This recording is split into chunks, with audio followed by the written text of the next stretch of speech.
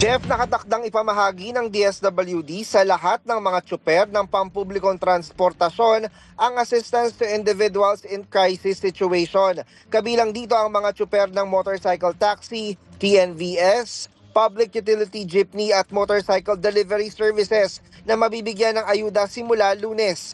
Pinaliwanag naman ni Social Welfare Secretary Rex Gatchalian, tinatapos lang muna nilang mamahagi ng mga driver dito sa Metro Manila ng 5,000 piso ayuda dahil dito pinakamarami ang nakarehistro, batay na rin sa tala ng mga lokal na pamahalaan. Narito ang kanyang pahayag. Dito na mga walang mga pangalan sa listahan, kinuha lang namin yung driver's license nila, yung photocopy, tomorrow mape-pay out na sila. So overall, we're happy, and I think siguro pwede nyo naman tanungin yung mga tsuper mismo kung natutuwa sila dun sa nangyari. Pero ang goal na ng DSWD is to finish by tomorrow.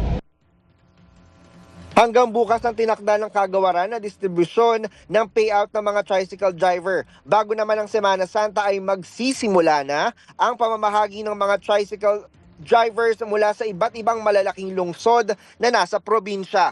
Yan ang balitang kumpirmado, sigurado. Ito ang Radyo Patrol.